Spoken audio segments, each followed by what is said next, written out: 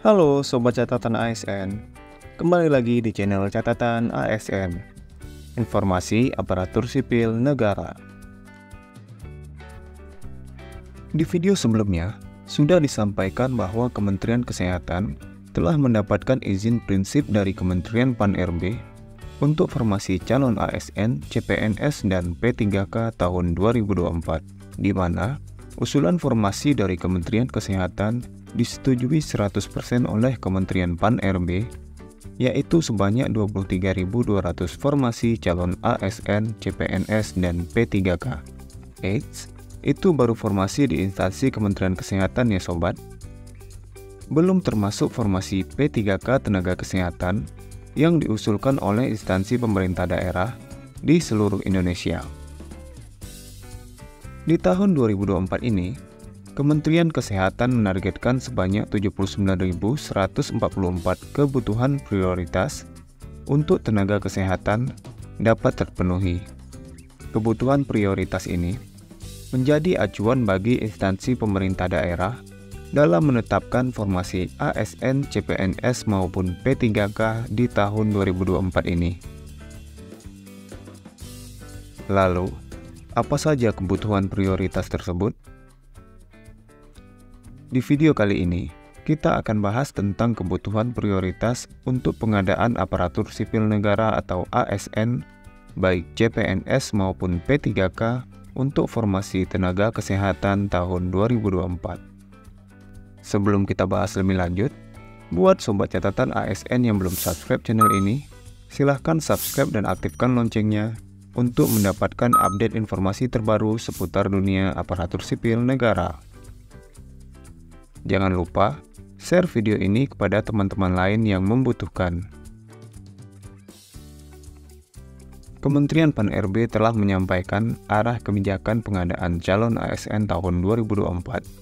Adapun arah kebijakan pengadaan calon ASN tahun 2024 ini, salah satunya adalah fokus pada pelayanan dasar, yaitu untuk pemenuhan tenaga guru dan tenaga kesehatan, sekaligus menyelesaikan permasalahan tenaga non-ASN yang ada di instansi pemerintah, baik pemerintah pusat maupun pemerintah daerah.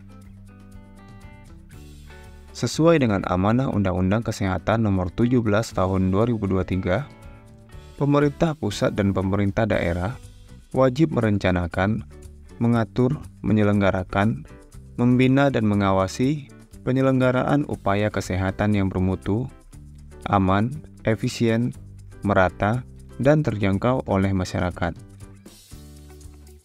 Kementerian Kesehatan berkomitmen untuk melakukan transformasi layanan kesehatan, mulai dari layanan kesehatan primer, yaitu di puskesmas dan jaringannya, serta layanan rujukan, khususnya pengembangan kapasitas RSUD sebagai jejaring dalam penanganan penyakit prioritas, yaitu kanker, jantung, stroke, ginjal, serta penyakit yang terkait dengan kesehatan ibu dan anak. Berdasarkan data dari Direktorat Perencanaan Tenaga Kesehatan yang diolah dari SIS-DMK per tanggal 7 Februari 2024, capaian pemenuhan tenaga medis dan tenaga kesehatan, fasilitas kesehatan berdasarkan standar, yaitu baru 95,8% puskesmas dengan dokter. Berarti, terdapat sekitar 4,2% puskesmas yang tidak memiliki dokter. Sebanyak 52,1% puskesmas lengkap dengan 9 nakes, yaitu dokter, dokter gigi, farmasi, kesehatan masyarakat, kesehatan lingkungan, gizi, ATLM, perawat, dan bidan. Dari total jumlah puskesmas yaitu sebanyak 10.214, puskesmas yang belum lengkap 9 jenis nakes tersebut yaitu sebanyak 4.892 puskesmas di seluruh Indonesia. Puskesmas tersebut masih kekurangan sebanyak 8.648 tenaga kesehatan untuk mengisi kekosongan di puskesmas.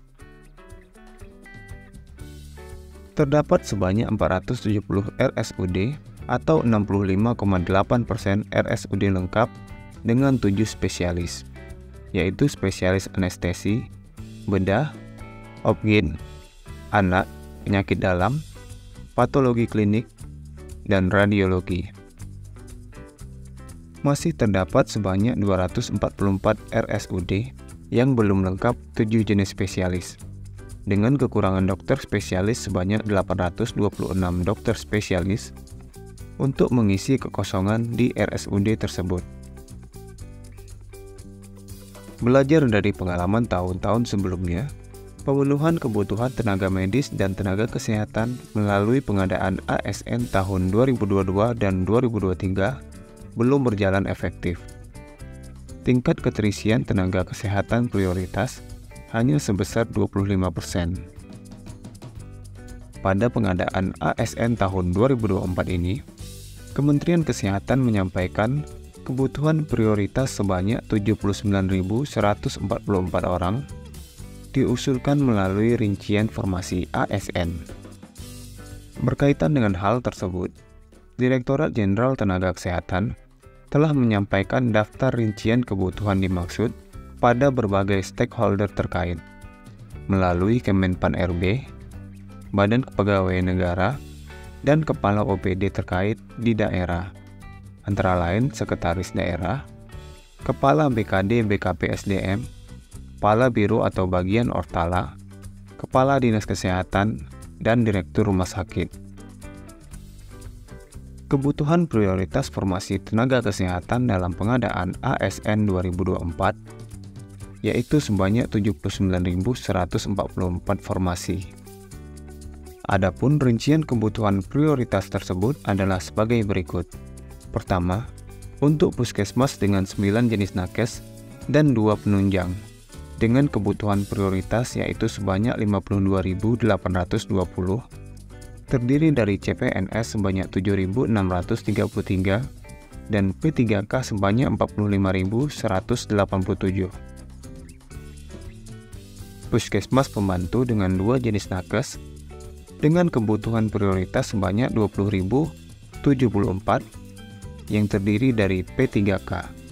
Kemudian, Laboratorium Kesehatan Masyarakat dengan 11 jenis nakes dengan kebutuhan prioritas sebanyak 2.153 orang dengan formasi CPNS sebanyak 33 dan P3K sebanyak 2.120 orang.